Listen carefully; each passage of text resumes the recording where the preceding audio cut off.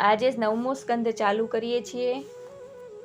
શ્રી ભાગવત ભગવાનની જય। સુખદેવજી કહે છે કે હે પરીક્ષિત, નભગ નામના મનુપુત્રનો પુત્ર નાભાગ હતો। તેના બીજા ભાઈઓએ પોતાના પિતાની મિલકતના ભાગ પાડી લઈ લીધા। નાભાગને કાંઈ જ ન આપ્યું। નાભાગને તેના ભાગ પેટે પિતાને આપ્યા। વિદ્યાભ્યાસ કરીને આવેલ નાભાગે પિતાની સેવા કરી, જેથી પિતાએ કહ્યું, હવે તું અંગીરા ઋષિના યજ્ઞમાં જા। બ્રાહ્મણો અને વિદ્વાનોને સરસ્વતી દેવીનો શાપ છે, એટલે વચ્ચે વચ્ચે વેદ મંત્રો ભૂલી જાય છે। તું ત્યાં જઈ તેઓને યાદ કરાવજે। યજ્ઞ કરતાં કરતાં બ્રાહ્મણો તેના પર ખુશ થયા। યજ્ઞ કરતાં વધેલા ઘી, જવ, તલ વગેરે નાભાગને આપ્યા। ત્યાં શંકર ભગવાન આવ્યા અને કહે, આ વધેલા જવ, તલ, ઘી વગેરે પર મારો અધિકાર છે। હે નાભાગ, જા અને આ બાબત તારા પિતાને પૂછી આવ। નાભાગ પિતા પાસે ગયો। પિતાએ કહ્યું, શંકર ભગવાનની વાત સાચી છે, તે વસ્તુ આપણાથી ના લેવાય। મહાદેવજી આ સાંભળી ખુશ થયા અને કહ્યું, તમે આટલી ગરીબાઈ છતાં નીતિને વળગીને રહ્યા છો, તે જોઈને હું ખુશ થયો છું। હું તમને સંપત્તિ આપું છું। હે નાભાગ, તારા લગ્ન થશે અને એક સુંદર દીકરો થશે। રાજા અમરીશની કથા। સમય જતાં નાભાગના લગ્ન થયા અને તેને ત્યાં એક દીકરાનો જન્મ થયો। નાભાગે દીકરાનું નામ અંબરીશ રાખ્યું। અંબરીશ 7 દ્વીપો પર રાજ્ય કરતો હતો। અંબરીશ રાજા ઠાકોરજીનો પરમ ભક્ત હતો। કાંકરોલીમાં બિરાજતા દ્વારકાધીશની રાજા અંબરીશ સેવા કરતા હતા। ઠાકોરજીની સેવાના નિયમો જીવનમાં ઉતાર્યા હતા। પોતાની સંપત્તિનો મોટો ભાગ ઠાકોરજીની સેવામાં વાપરતા। ઠાકોરજી અંબરીશ રાજા પર પ્રસન્ન થયા। અંબરીશને સુદર્શન ચક્ર આપ્યું। અંબરીશ સુદર્શન ચક્રને ભગવાનની પ્રસાદી સમજી રોજ તેની પૂજા કરતા। સંયમ, નિયમ, દાન વગેરે ધર્મ વગેરેમાં રાજા અંબરીશ જીવન વ્યતીત કરતા હતા। અંબરીશ છેલ્લા 12 વર્ષથી એકાદશીનું વ્રત કરતા હતા। આજે વ્રતની સમાપ્તિ નિમિત્તે અનેક બ્રાહ્મણોને જમવાનું નિમંત્રણ આપ્યું હતું, તેથી અનેક બ્રાહ્મણો આવ્યા હતા। દુર્વાસા ઋષિ પણ આવેલા। દુર્વાસા સ્નાન કરી સમાધિમાં ગરકાવ થઈ ગયા। અંબરીશને એવું વ્રત હતું કે બ્રાહ્મણોને જમાડી પછી પોતે પારણું કરતા। આજે જો દુર્વાસા પારણું ન કરે તો અંબરીશ જમી ન શકે, અને જો બારસનો ભાગ વહી જાય તો પારણું કરવાનું વ્રત તૂટે। આથી અંબરીશે બ્રાહ્મણોને પૂછ્યું, બ્રાહ્મણના અતિક્રમણને દોષ ન લાગે અને દ્વાદશીમાં પારણાનો નિયમ ન તૂટે એવું જે કાર્ય કર્યાથી મારું ભલું થાય તે કાર્ય મને બતાવો। પછી બ્રાહ્મણોના મતને અનુસરી તેણે આચમનીમાં પાણી લઈ તેના પર તુલસીપત્ર મૂકી આચમન કરી પારણું કરી લીધું। દુર્વાસાને ખબર પડી કે અંબરીશે પોતાને જમાડ્યા વિના પારણું કરી લીધું છે। દુર્વાસા ક્રોધે ભરાયા। પોતાની જટા છોડી તેમાંથી કૃત્યા કાઢી તે અંબરીશનું રાજ્ય બાળવા લાગી। ભગવાનને અંબરીશની રક્ષા કરવા મૂકેલ સુદર્શન ચક્ર કૃત્યાને બાળી નાખી। દુર્વાસા ઋષિની પાછળ દોડવા માંડ્યું। દુર્વાસા દોડતા દોડતા બ્રહ્મા પાસે ગયા અને બ્રહ્માજીને કહ્યું, તમે સુદર્શન ચક્ર પાછું લઈ લ્યો, મને બચાવો। દુર્વાસાને બ્રહ્માજીએ કહ્યું, આ મારું કામ નહીં, ભગવાન વિષ્ણુ પાસે જાઓ। દુર્વાસા ભગવાન વિષ્ણુ પાસે ગયા। વિષ્ણુ ભગવાન કહે, હું મારા ભક્તોને આધીન છું, તમે અંબરીશ પાસે જાઓ। દુર્વાસા અંબરીશ પાસે આવ્યા। અંબરીશના પગમાં પડી વિનંતી કરી કે તમારું સુદર્શન ચક્ર પાછું લઈ લો। અંબરીશે કહ્યું, તમે પારણું કરો, હું સુદર્શન ચક્ર પાછું લઈ લઉં છું। આપ જમી લો, પછી હું પારણું કરીશ। દુર્વાસા ઋષિએ અંબરીશને આશીર્વાદ આપ્યા। અંબરીશ રાજાએ 90 વર્ષનું આયુષ્ય ભોગવ્યું અને આખું જીવન ઈશ્વર આરાધના કરી। આગળ છે પરશુરામની કથા। સુખદેવજી કહે, હે પરીક્ષિત, હવે બીજા રામ તે પરશુરામની કથા હું તમને કહીશ। જમદગ્નિ ઋષિ હતા। રેણુકા તેમના પત્ની હતા। તેમને એક દીકરો હતો જેનું નામ પરશુરામ હતું। એક દિવસ બપોરનો સમય હતો। જમદગ્નિને વ્રત હતું કે ભોજનના સમયે આવનાર અતિથિને ભોજન કરાવવું। રાજા સહસ્ત્રાર્જુન 10,000 સૈનિક સાથે જમદગ્નિના ઘરે આવ્યા। બધાને 1 કલાકમાં જમાડી દીધા। સહસ્ત્રાર્જુને વિચાર્યું કે આટલા બધાને 1 કલાકમાં શી રીતે જમાડ્યા હશે? જમદગ્નિ પાસે એવી શી સગવડ હશે? સહસ્ત્રાર્જુનને ખબર પડી કે જમદગ્નિ પાસે કામધેનુ ગાય છે, તે ગાય જમાડે છે। સહસ્ત્રાર્જુને વિચાર્યું, કામધેનુ જેવું રતન તો રાજમહેલમાં જ શોભે। પોતાના સૈનિકોને હુકમ કર્યો કે કામધેનુ ગાયને રાજમહેલમાં લઈ જાઓ। સૈનિકો કામધેનુ ખીલેથી છોડી રાજમહેલમાં લઈ ગયા। ભગવાન પરશુરામ આવ્યા। તેને ખબર પડી કે રાજા સહસ્ત્રાર્જુન કામધેનુને ઉપાડી ગયો છે। પરશુરામ આ વાત સાંભળતા ગુસ્સે થયા. રાજા તો પ્રજાનું રક્ષણ કરે, તેને બદલે અમારી ગાય લઈ ગયા. પરશુરામે નક્કી કર્યું કે સહસ્ત્રાર્જુનને મારી નાખો. તેને મારીને કામધેનુ પાછી લઈ આવી. હાથમાં હથિયાર લઈ સહસ્ત્રાર્જુનની સાથે લડાઈ કરવા પરશુરામ ગયા. સહસ્ત્રાર્જુનને મારી નાખ્યો. પરશુરામને રાજ હત્યા લાગી. તેથી જમદગ્નિએ દીકરા પરશુરામને કહ્યું, 1 વર્ષ યાત્રા કરીને આવો. પરશુરામ યાત્રા કરવા ગયા. આજે 1 વર્ષ પરશુરામને પૂરું થાય છે. પરશુરામ યાત્રા કરી ઘરે આવવાના છે. જમદગ્નિના પત્ની રેણુકા સરોવર કાંઠે પાણી ભરવા ગયા. ત્યાં ગંધર્વ અને અપ્સરા એકબીજા પર પાણીની પિચકારી ઉડાડી રમતા હતા. તેઓને જોઈને 90 વર્ષના રેણુકામાં વિષયવૃત્તિ જાગી. પાપને પ્રવેશવાના 3 દરવાજા છે: આંખ, જીભ અને નાક અને કાન. આંખ, જીભ અને કાન. રેણુકા જળ ભરીને આવ્યા. જમદગ્નિએ કહ્યું, ઘરમાં ન આવતા, તમારામાં પાપવૃત્તિ જાગી છે, અપવિત્ર ભાવ જાગ્યો છે. જમદગ્નિએ પોતાના દીકરાઓને કહ્યું કે તમારી માતામાં અપવિત્ર ભાવ જાગ્યો છે, એને મારી નાખો. કોઈ દીકરો પોતાની માતાને મારવા તૈયાર ન થયો. દરેક દીકરાએ જમદગ્નિને કહ્યું કે હે પિતાજી, અમે અમારી માતાને કેમ મારી શકીએ? મને પાપ લાગે. પરશુરામ 1 વર્ષની યાત્રા કરી ઘરે આવ્યા. જમદગ્નિએ બધી વાત પરશુરામને કરી. પરશુરામને કહ્યું, તું તારી માતાને મારી નાખ. પરશુરામ કહે, ભલે પિતાજી, આપની આજ્ઞાની અવગણના મારાથી નહીં થાય. પરશુરામે પોતાની માતાને મારી નાખી. જમદગ્નિ પરશુરામ પર ખુશ થયા.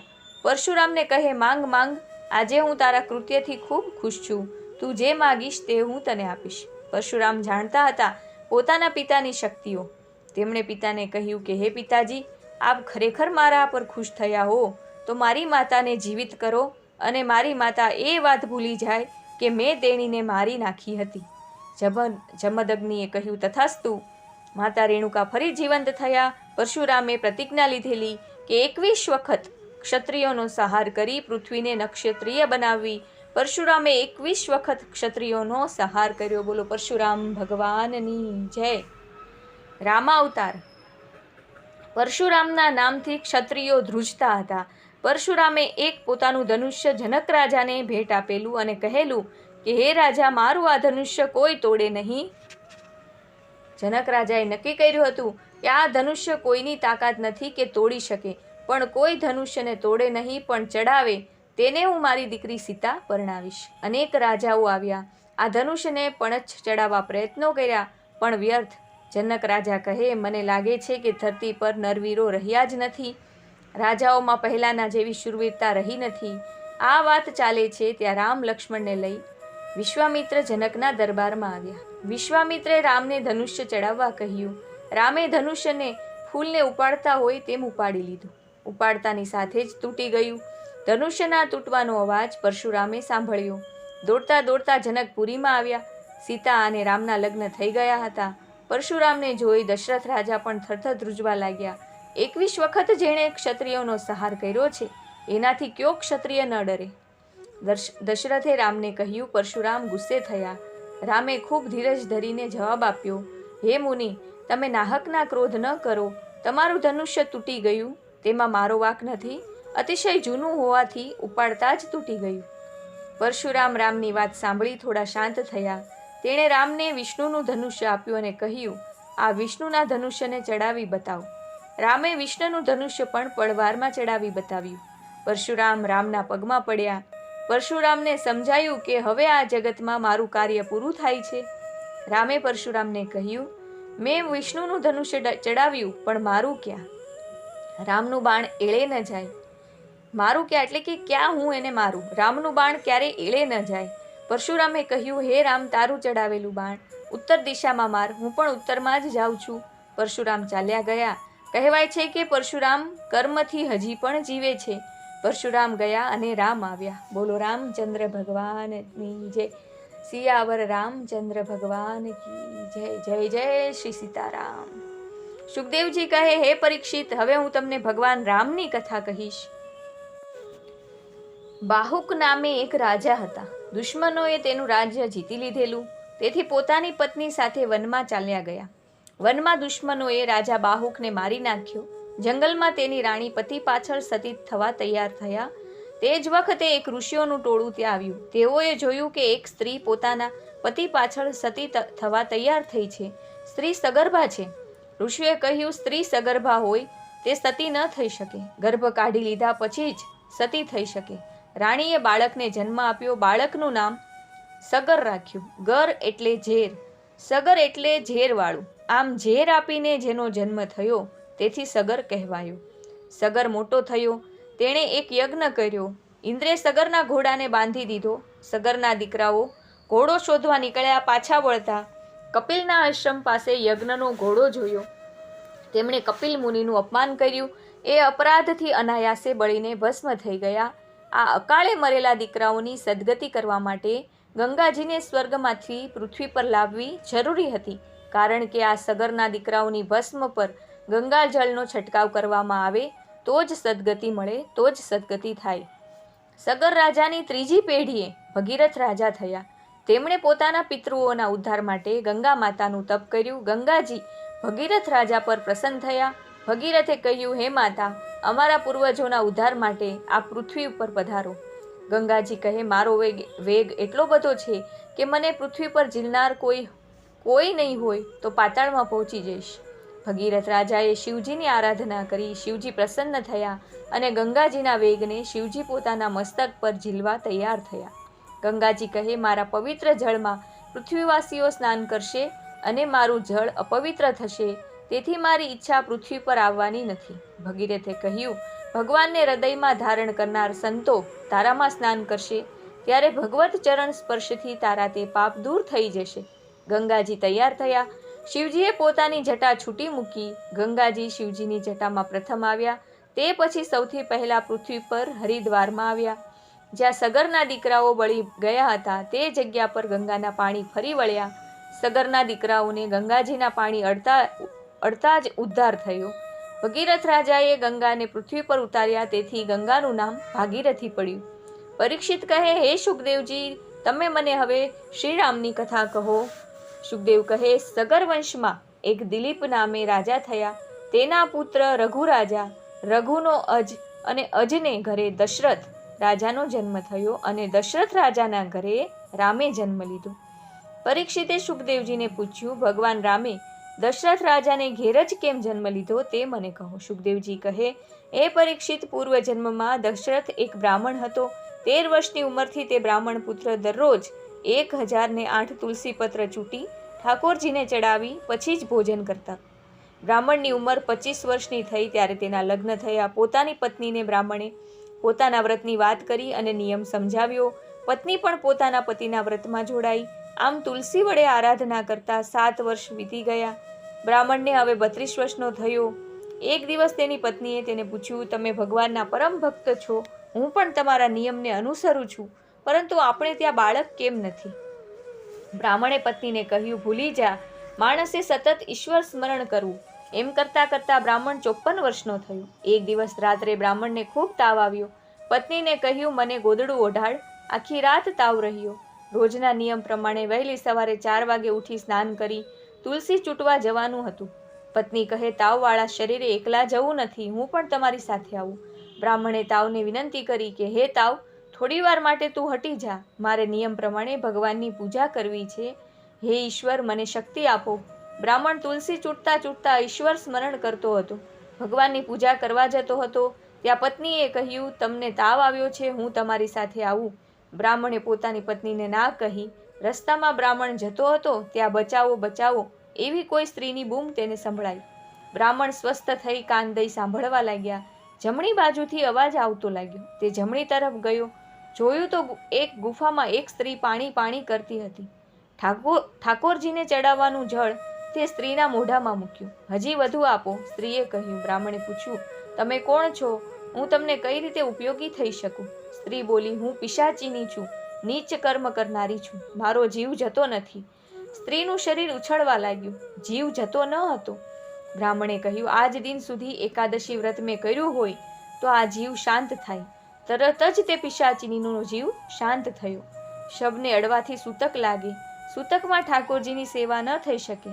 આજે બ્રાહ્મણની ઠાકોરજીની સેવા પડી. આજુબાજુથી બ્રાહ્મણોને બોલાવી અગ્નિ સંસ્કાર કર્યો. બ્રાહ્મણે અગ્નિદેવને પ્રાર્થના કરી કે, હે અગ્નિદેવ, મારા આ સગા આવે છે તેનો સ્વીકાર કરો. અગ્નિદેવે બ્રાહ્મણને કહ્યું, હે બ્રાહ્મણ, તે ભગવાનને નિયમિત નિષ્ઠાપૂર્વક પૂજા સેવા કરી છે. તારી પત્ની પુત્રની ઝંખના રાખે છે. આવતા જન્મમાં તું રાજા દશરથ થઈશ. તારી પત્ની તારી પટરાણી થશે. ઈશ્વર તારા ઘરે પુત્ર થઈને આવશે. બીજા જન્મમાં બ્રાહ્મણ દશરથ રાજા થયા. તેની સ્ત્રી પટરાણી કૌશલ્યા થયા. દશરથને 3 રાણી હતી: કૌશલ્યા, સુમિત્રા, કૈકેયી. દશરથ અને કૌશલ્યાના સહયોગથી ચૈત્ર સુદ નોમને દિવસે પુનર્વસુ નક્ષત્રમાં પરમ કૃપાળુ પરમાત્મા રામચંદ્રજીનો જન્મ થયો. બોલો શ્રી રામચંદ્ર ભગવાનની જય. દશરથ રાજાને ત્યાં ઘણી મોટી ઉંમરે દીકરાનો જન્મ થયો. તે પછી સુમિત્રાથી લક્ષ્મણ અને શત્રુઘ્ન અને કૈકેયીથી ભરતનો જન્મ થયો. આમ દશરથ રાજાને ત્યાં 4 દીકરા થયા. સૌથી મોટા રામ હતા. રામના જન્મ પછી અયોધ્યામાં વિશ્વામિત્ર દશરથ પાસે આવ્યા. કૌશલ્યાએ દશરથને કહ્યું, 4 રાજકુમારોને વિશ્વામિત્ર પાસે લઈ જઈ તેમના આશીર્વાદ લઈએ. બધા રાજકુમાર વિશ્વામિત્ર પાસે આવ્યા. 4એ વિશ્વામિત્રને પ્રણામ કર્યા. રાજા દશરથે વિશ્વામિત્રને પ્રણામ કરી પૂછ્યું, હે મુનિ વિશ્વામિત્ર, આપને અમે શી દક્ષિણા આપીએ? વિશ્વામિત્રે કહ્યું, જંગલમાં રાક્ષસો યજ્ઞ કરવા દેતા નથી. યજ્ઞમાં અનેક વિઘ્નો નાખે છે. તમારા મોટા 2 દીકરાને તે રાક્ષસોના સંહાર કરવા મારી સાથે મોકલો. દશરથ રાજાએ વિશ્વામિત્રની વાતનો સ્વીકાર કર્યો. રામ અને લક્ષ્મણને વિશ્વામિત્ર સાથે મોકલ્યા. વિશ્વામિત્ર વિચારે છે કે આ 2 રાજકુમારો પારકી થાપણ છે. તેનું ગમે તેવી મુશ્કેલીમાં રક્ષણ કરવું પડે અને યોગ્ય સમયે તેના માતા પિતાને પાછા સોંપવા પડે. વિશ્વામિત્રે રામને લક્ષ્મણને ધનુર્વિદ્યા શીખવાડી, અનેક પ્રકારનું જ્ઞાન આપ્યું. રામ લક્ષ્મણ આશ્રમની ચોકી કરતા, જંગલના કનડતા રાક્ષસોનો સંહાર કરતા. જનકપુરીમાં જનક રાજાને ત્યાં દીકરી સીતાનો જન્મ થયો. બોલો સીતા માતાની જય. સિયાવર રામચંદ્ર ભગવાનની જય. સીતા દિવસે દિવસે મોટી થવા લાગી. ઉંમરલાયક થતા જનક રાજાએ સ્વયંવર રચ્યો. જનક રાજાને પરશુરામે શિવજીનું એક ધનુષ્ય આપ્યું હતું અને કહેલું કે આ ધનુષ્ય જે ઉપાડે તેની સાથે દીકરી સીતાના લગ્ન કરજો. વિશ્વામિત્રે વિચાર્યું, આ સુંદર મોકો છે. હું આ 2 રાજકુમારોને લઈ સ્વયંવરમાં જાઉં. જનકપુરીમાં સીતાના સ્વયંવરની જાહેરાત થતાં અનેક રાજાઓ આવ્યા. બધાનો સત્કાર કરવા જનક ઊભા હતા. એક વિમાનમાં બેસી રાજા રાવણ પણ આવ્યો. જનકે તેનો સત્કાર કર્યો. વિશ્વામિત્ર રામ અને લક્ષ્મણને લઈ સાદા વેશમાં સ્વયંવરમાં આવ્યા. બંને બાળકો જોઈ જનક રાજાએ કહ્યું, આ બાળકો ક્ષત્રિય હોય તો મારી દીકરી જરૂર તેમને પસંદ કરી શકે છે. ક્રમ અનુસાર શિવજીનું ધનુષ્ય તોડવા એક પછી એક રાજાઓ આવ્યા, પણ કોઈ શિવજીના ધનુષ્યને તોડી ન શક્યા. જનક બોલ્યા, શું આ સભામાં કોઈ નરવીર જ નથી? સાંભળતા જ લક્ષ્મણજીને ગુસ્સે થઈ ગયા અને ઊભા થઈને બોલ્યા, મારા મોટા ભાઈને ધનુષ્ય આપો.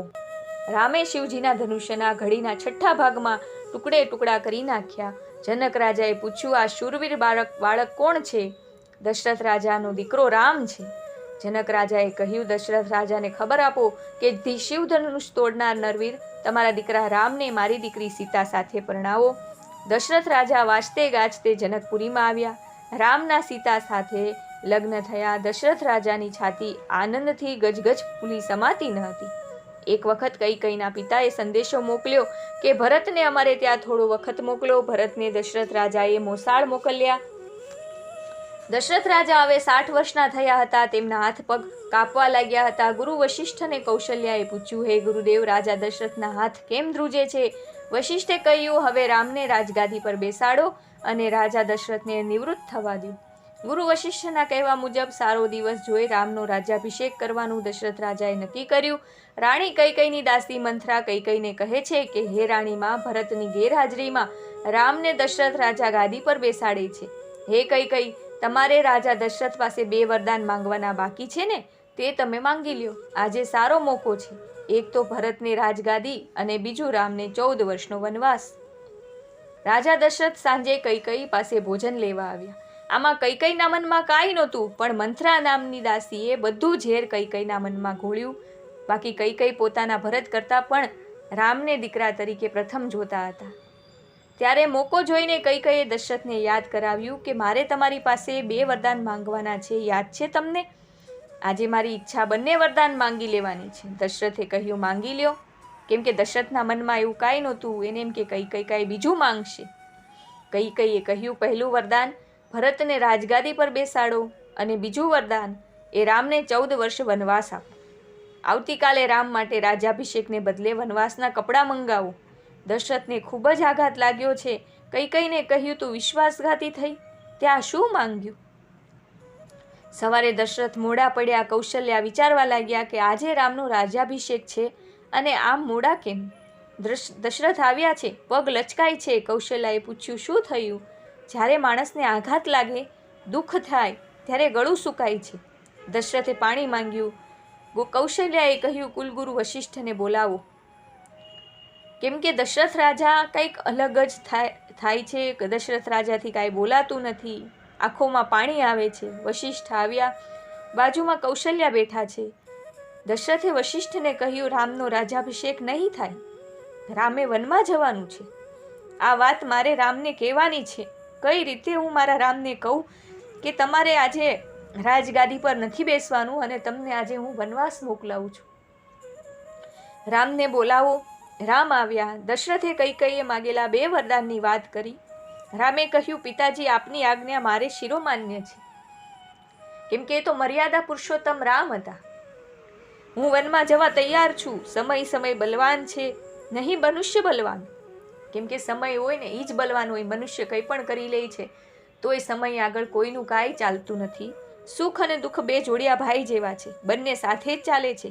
ગઈકાલે રાજા થનાર રામ આજે વનવાસી થવાના છે.